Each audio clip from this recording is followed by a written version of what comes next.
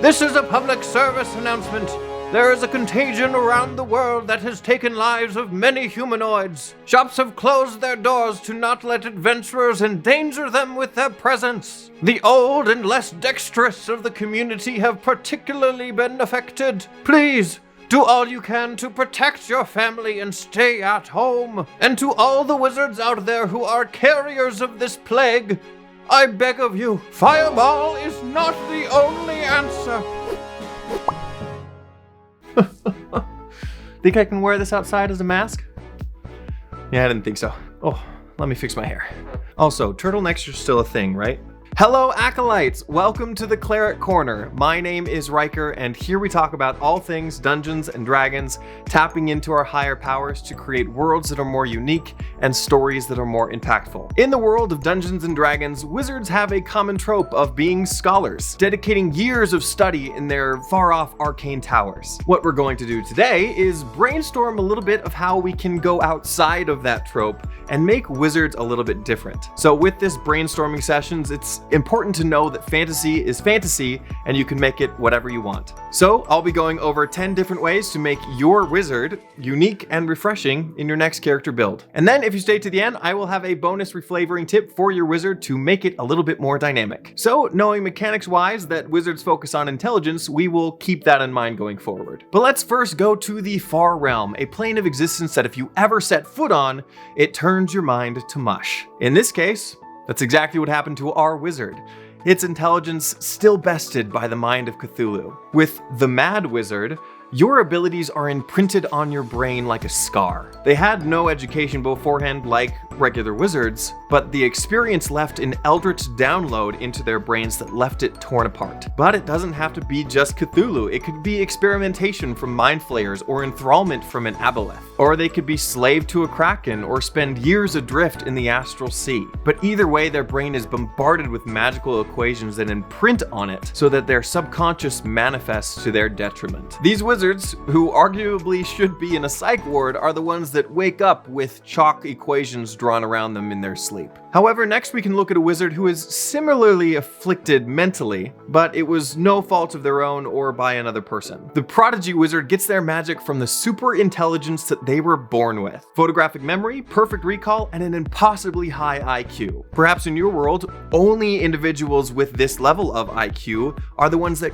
can attain wizard levels. Some examples of the Prodigy, I think of the Good Doctor or Rain Man, whose talents come from specifically where their mental state is at. Now, at your table, you may want to be careful of romanticizing mental illnesses, but those of you who struggle with your own and wish to see it as more of a gift, this would be a perfect way to apply it in-game. Now, for some, intelligence does not come naturally. They may have struggled in school their entire life, so they've resorted to other means in order to obtain it. With the Implant wizard, they've resorted to other means like magic items, injections, or transmutations to alter their smarts. This works well in a future setting where you can have some sort of robotic modification on your head that increases your brain power. In a regular medieval D&D setting, this can be just as well done with the item Headband of Intellect. In the movie Project Power, they have to take special pills that manifest their power. In a similar way, your wizard can concoct these pills or an EpiPen-like injection to give you the boost that you need. But what is intelligence anyways? What is mathematics? What is arcana? If it took a form, like intelligence personified,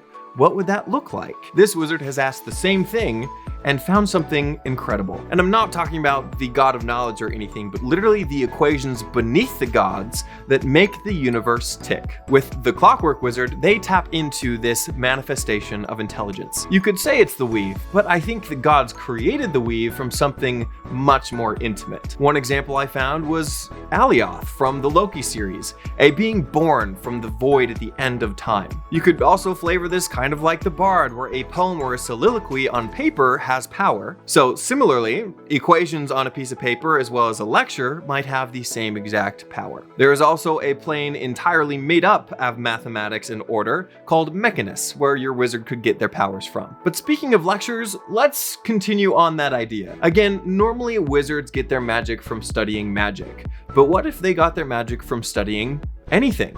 From studying itself, the pursuit of knowledge, if you will. With the Professor Wizard, they don't focus on schools of magic like abjuration, transmutation, or necromancy. They focus instead on the schools of history, art, drama. And they might not be the ones on stage with the bards in the drama club, but they are the ones that study entertainment theory and entertainment psychology. This is also your PE teacher, with their incredible study on the human anatomy, can cast spells like Tensor's Transformation or Enlarge Reduce. They could be an atheist dedicated to religious studies, or a cook that their intelligence about food gives them magic, but the magic coming from their intelligence based on the subject that they pursued, not the subject of magic itself. Now, to preface this next one, I actually have to get something off of my chest. Imagine a magical world, a high fantasy, where there are colleges that teach people magic. In fact, they dot the land and many people get a formal education. And while wizards in class are learning the Mold Earth cantrip, there are dwarves in nearby mine who are shoveling away, or the wizards learning prestidigitation while their maid at home is cleaning by hand. What's also weird to me is that the average farmer doesn't know druidcraft, just a basic cantrip. All of these cantrips could be considered essential in their jobs at hand. And I should mention that a lot of races, without getting levels in anything, get cantrips by themselves. Even a variant human has first level spells before they even pick a class. Now, this of course depends on your world and your campaign and the level of magic inside of it, but I say in a high magic setting, every educated person has at least one level in wizard. So with the educated wizard, miners have cantrips like light and mold earth. They also have earth tremors to test stability, or Tensor's floating disc to carry out loads of rock. A farmer has the spell find familiar to get a cattle dog to help with his animals, or burning hands to help refresh the crops at the end of a harvest. You could also have a psychologist learn enchantment spells to help with the mentally ill, or a lawyer learning zone of truth to help in court cases. A base level of education would be the most common way of getting magic in this world. And to explain the other spells that might be on your wizard list, the miner might know Shape Water because they needed to take the prerequisite class Elementalism 101 before they could take the classes that they really wanted to take. And the great thing about being educated is that your wizard could fulfill a lot of different purposes as well. Want a wizard that's more like a rogue? A fighter?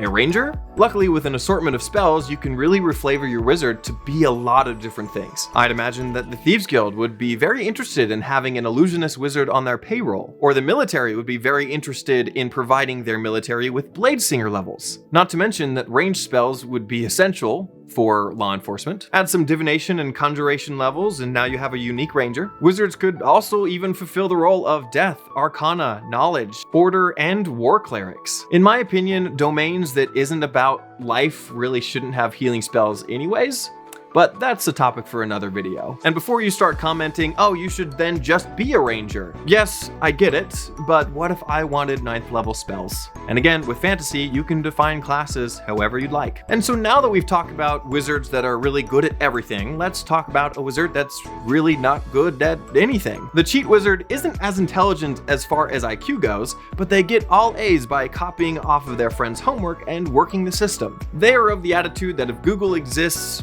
why should we study? Google, of course, in this case being spell scrolls and items. This is also the wizard that maybe looks like they're casting a spell, but instead has a scroll written on the inside of their wrist that they're cheating off of. You could also reflavor this in a way that complements you paying for the spells that you know. Instead, you can pay money to some sort of entity that places the spell in your mind. Kind of like a warlock, but you don't have to sell your soul for it, but just the right amount of coin, and it is a spell learned. Another big element of wizards is their focus on components. What if you lean hard into that concept, and instead of getting your magic from your intellect, you get magic from deriving it from a plant called the Dragon's Breath Orchid, or a Troll's Left Thumb. With the component wizard, you literally draw magic from these components, leaving it a dry, gray husk. You cast a spell and you leave a circle of dead grass in your wake. You could use your wizard gold to buy components instead of paper for your spells. Perhaps instead of